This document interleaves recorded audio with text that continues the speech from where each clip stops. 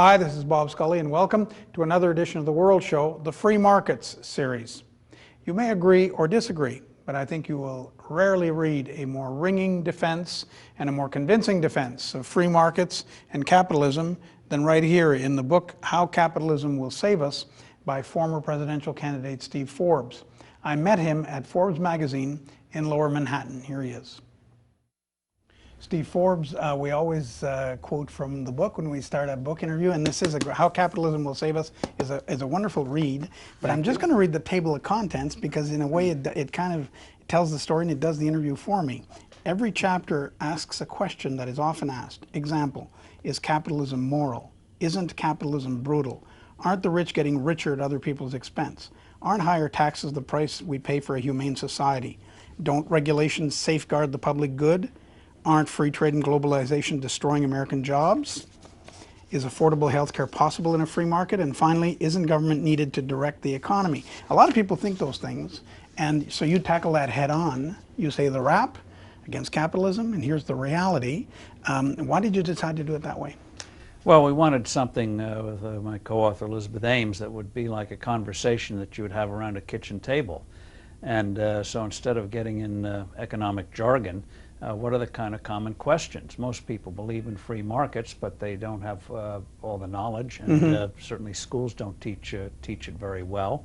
So people have questions about it. Okay, deal with the questions and answer them in a colloquial way, so people get a better understanding. And with better understanding, hopefully, someday we'll get better economic policies. And indeed, people do believe, when you question them a bit, they like free markets, they like the whole idea. They understand that capitalism and democracy have been for the good of humanity. And yet, all these truisms, though, these skeptical truisms and the questions, they also believe that. So how did that happen? I mean, people have been knocking capitalism for as long as it's been functioning. Well, in one sense, the culture always attacks the so-called powerful. And going back to biblical times, no one likes landlords. No one likes money changers. And indeed, it wasn't until modern capitalism rose up that a system rose up where you didn't have a stratified society, but where you had mobility and the ability to be creative, innovative, and do things that never have been thought of before. And so a lot of the raps go back to that, but also they come out of the Great Depression. The Great Depression was seen as a failure of free markets. We explain in the book, no, as a massive failure of government policy that brought it on. But like this current crisis, free markets get the rap for it. And there's one dramatic example you gave, and when I started reading it, even I was a little bit incredulous, concerns Chile and Pinochet. And you say in the end, this brutal dictator was undone by the very free market that he set up. He thought he could have it both ways. He thought he could have political control and also, though, bring in the kind of principles and policies that make for a prosperous society. He thought the prosperity would redound to him. What it did was create a middle class, and in any society where people start to have prosperity and make their own decisions, they figure, well, if I can choose where I wish to live or what car I want to buy, why can't I choose my local leaders? Why do I have to do what they tell me instead of making my choices? So free markets start to create habits that fall into the political sphere. You saw the same thing unfold in South Korea, once a tough authoritarian regime, Taiwan. And I think you're eventually going to see it unfold in China. That's one reason why politically governments in these countries that try to have it both ways oftentimes become very harsh, because they want the prosperity, but they don't like what comes out of it. And Pinochet himself, as you point out, was dumbfounded to be voted out in that referendum. He thought since he had done such a great job over the years, he decided to have a referendum. He knew there was popular discontent, so he said, all right, let's have the vote. And he thought the people would say, oh, you've done such a great job, we shall keep you in as military dictator. No, they threw him out. He had to go in exile. And that's right. And you mentioned China. A lot of people, there's a big question mark there. We don't know really what's bubbling under the surface there. We know some of the numbers are fudged, are probably fudged. But yet they have, let's face it, they've made a lot of money off us, certainly. And they do seem to be having it both ways for now, compared, let's say, to Russia, which really went to pot. Are you sort of predicting that that will blow at some point? Well, in terms of China, the regime's legitimacy is now totally tied to ever-increasing prosperity. And especially when you have a turbulent time, that becomes more and more difficult to do. You have, on the one hand, the coastal cities doing very well, rising middle class, growing property rights. One of the reasons why the communists had to allow more property rights was people started to ask questions. If we buy an apartment in Shanghai, what does it mean? Does it mean we own it forever? Does it mean we can sell it when we wish? Does it mean we can give it to our kids? What does it mean? So it brought about reforms that a lot of the party apparatchiks weren't happy with at all. And so yes, China is moving ahead, but the very fact that you are creating growing middle classes, the very fact you're creating expectations, means that people do want the ability to start making their own decisions. There's a lot of corruption, which you get with an authoritarian regime. There's not much recourse people have, so social unrest, as the government acknowledges, they have a lot of it. It's one reason why they have corruption trials and shoot a lot of corrupt officials to try to appease the population. But people don't like it on the local level when somebody comes in and says, we're going to do a deal with the developer and take your land. Boom, it's done. People say, what? In effect, they don't use the words. In fact, is where's due process? What's in it for us? We thought this was ours. And a lot of our entrepreneurs are turning off to China. Some are doing well, but some are coming back a bit bitter for that very reason.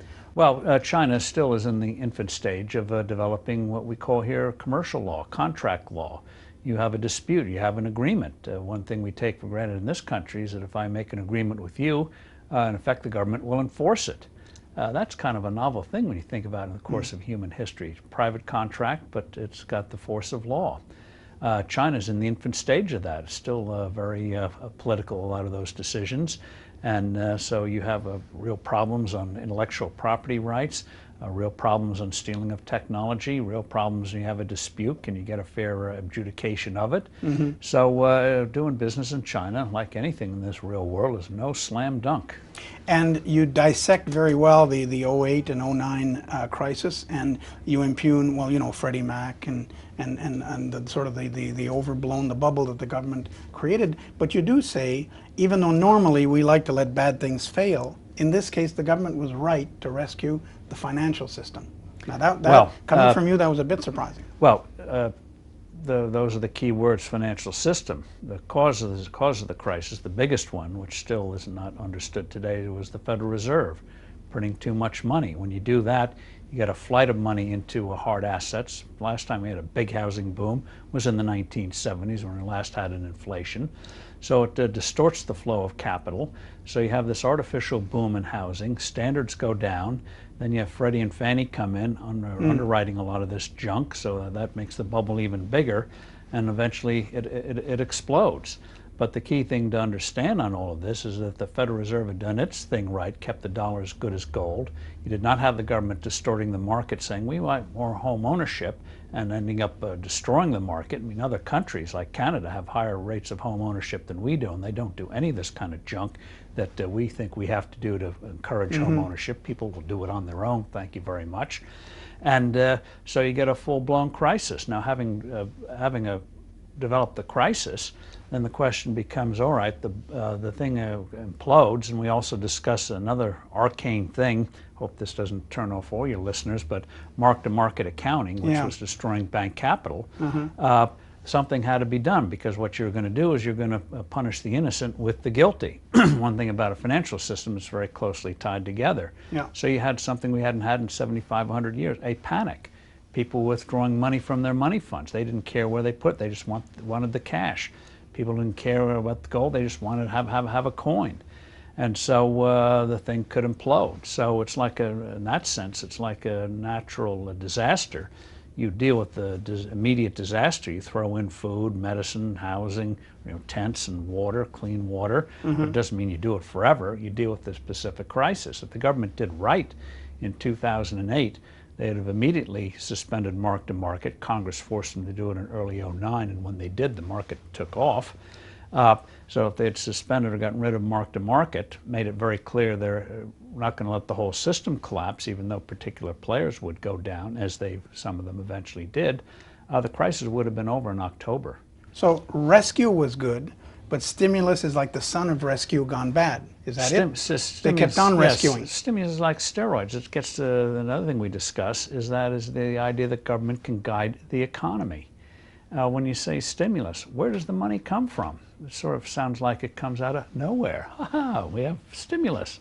No, it comes from people. It doesn't come from Mars. Where do they get the money? They either get it from taxing or borrowing it or printing it, which is another form of taxation. So in effect, the politicians take resources from you, put it through the political sausage factory, spit it out in a very inefficient way, and that's supposed to stimulate an economy. It does not. It did not do it in the 30s, did not do it this time manifestly. Japan's had about 15 of these things in the last 20 years. They've all failed. Now they're repaving roads for the 4th time. Let the markets work, and they will work.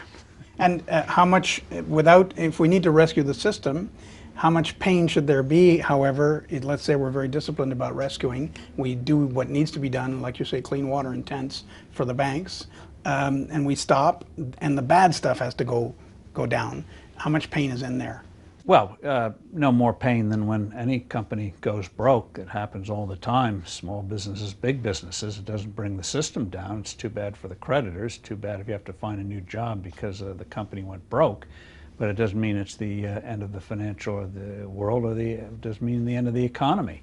So early in 2009, GM and Chrysler should have gone through a normal reorganization. After all of the major airlines, except so far American, have gone through at least 1 or 2 bankruptcies.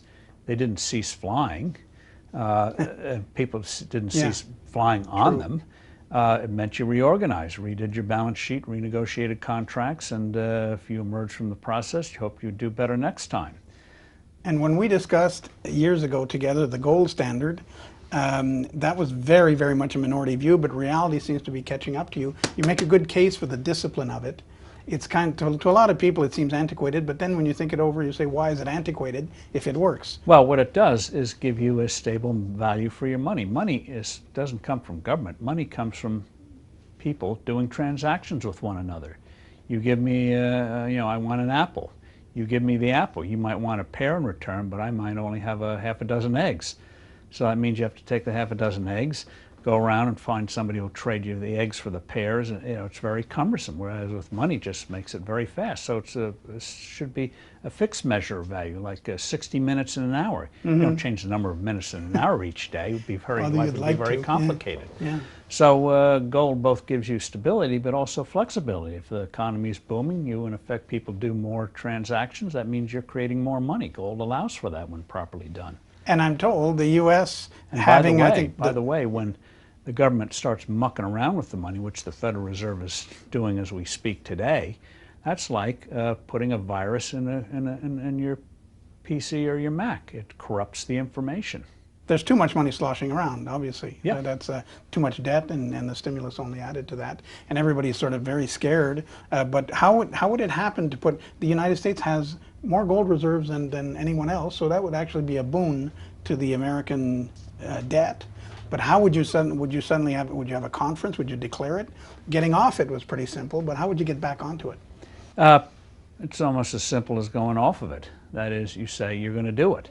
You don't need to own 1 ounce of gold. What you do, I'm picking a number now, let's say the price is determined to be $1,800 an ounce.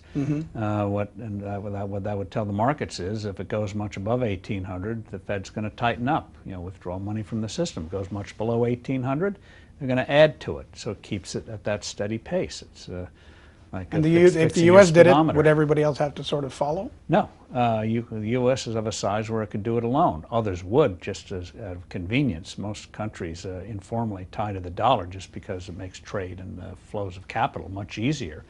But so if the U.S. does it, you don't have to have a conference. The dollar is the global currency. When we start trashing it, it's very disruptive. And that's what makes the Chinese and others so unhappy. There's not much they can do about it. So by having the gold steady, they might welcome. They would welcome it, make their lives easier. The Europeans would. I mean, one of the things that happens when you unhinge money is you get a lot of borrowing, which is why they're now having sovereign debt crises over there, and they haven't figured out how to work that out. It just has a lot of bad after effects. But I don't hear any political. It sounds so good. Of course, it's discipline, so discipline is good but tough. I still don't hear any political will out there. I don't hear leaders of any of these countries saying the gold standard. Why not? Well, part of it is they've been taught gold is bad. Gold was another victim of the Great Depression. The U.S. has been on a gold standard of one sort or another for 180 years, and we went from 3.9 million rural area to the mightiest nation in the history of the world, but somehow gold was seen as bad, and so that's the way. So policy elites think, oh, this would be the end of the world, and well, they're doing a pretty good job without any type of gold and not mucking things up. And there are many, as I mentioned, the other thing they don't like is it restrains their ability to spend. Yes, of course. It's real money, so they can't print it and play politics with it. And bottom line is, what do you trust, gold or Washington politicians, or European politicians, well, that's or an Asian easy one. politicians? But gold's not running for office. That's the problem. As I mentioned, you debunk a lot of the myths about capitalism, and one that keeps coming back, and it's about modern economies in general, is that somehow a lot of innovation kills more jobs than it creates. And here's one example for the audience: ATMs created more bank teller jobs than they eliminated. That's incredible, but it's true, and I didn't know that. I learned it from the book. Let's just take that example. Well, what it does is free people up from doing what you might call really routine work, deposits, cashing checks, and that kind of thing, and frees them up to do more specialized things. And on any kind of innovation, what it does is free up resources for other things. And so, yes, it may be disruptive. We talk about the iPod and what it did, and all the offshoots to what it's done to stores, and what it's done to traditional ways of distributing music. But technology did it, but it also means when you buy music now, you get what you actually want. You don't have to buy 15 other songs you did not want. You can buy the one you want. And you don't leave home. And you don't leave home, so it's a great convenience. So it frees up resources for other things. So when people just focus on either the side where it does destroy jobs, or on the disruptive side, they overlook the fact it's a huge convenience. I mean, it's a miracle. We sit here and we take it for granted. We can get fruit from all around the world, not items, but fruit. And all of these products and services, all at our fingertips. Talking to the world with our fingertips. Geographical bounds have been destroyed. And human nature being what it is, we think it's the most natural thing in the world, that we pop out a phone and call Bangladesh. Okay, yeah, okay, yep, see you whenever. It's amazing. And the fact that jobs are created, it's always the lag that is painful. I've read descriptions in history books when electricity came, people were scared to death it would destroy jobs. And when the steam engine came, and so forth, you can go back in history. But there is a lag for adjustment, education, and so on, and training, and that's what panics people. And in today's electoral system, politicians thrive on that. Well, it's always easy to blame somebody if some change comes. Fortunately, in the United States, we've always had a belief in progress, that things may be disruptive, but by golly, we are moving forward and life is getting better. And so even the lag, if you have a vibrant economy, it's pretty short, because if you have basic skills, somebody will hire you and teach you what you need to know. And the biggest educator in this economy is not the schools, it's when you get a job, you learn pretty quickly. And in the book, because there's a lot of humor in there, and I don't want to miss that, you take Gordon Gekko's famous tirade on greed, and you repeat it at the beginning of a chapter as if it's your own, and it's kind of stunning, but then you point out greed and self-interest. There's a point to be made there for you. What is the difference? Well, when you say self-interest, people conflate it with, confuse it with selfishness. Now, self-interest means you have a certain desires, certain ambitions, but selfishness is not going to get you very far. If you're an entrepreneur, you're the last one to get paid when you start a business. You've got to lay out money for materials, lay out money for if you need a structure. You got to pay people, you got to buy supplies, you've got to go out and market. And then you have to pay off everybody before you get a penny of it. So and you could fail. And you can fail. And so yeah, it's your self-interest to have a vibrant business. But if you were selfish, you would just be like Ebenezer Scrooge and clutch the money and not do anything. It's very instructive in that Christmas Carol, how decrepit the sign is outside of Scrooge's office. He never was willing to. He was too cramped in his view of life to make the investment, to in effect give, and realize that true entrepreneurial capitalism means investing is a form of giving. You hope to get something in return, but you have no idea whether you will or not. Greed is taking something that doesn't belong to you. Nothing that's been around ever since people have been around. And you point out, you say, in the financial system, we knock Wall Street, and we're probably correct in some cases, but the dishonest bunch in there doesn't bring down the whole system, or doesn't impugn the whole system. No, it's but for like a lot saying, of people, it's so intertwined. Well, because people have ideological agendas trying to discredit the whole system. But it's like saying, occasionally there's fraud in elections. Therefore, let's do away with free elections because some people cheated the ballot box. No, you deal with a particular problem. You don't throw the system out. And is there any kind of rule anyway that can undo a fraudster and a whiz kid? I can't recall. I can't count how many times I've heard people on Wall Street brag when Sarbanes-Oxley, any kind of new regulation, the Volcker rule, anything is discussed, they say, listen, on a napkin, give me 30 seconds, I'll find a way around it. And they're proud of this. That's a mindset. What do you do with people like that? They're not helping the system. Well, there's a difference between fraud.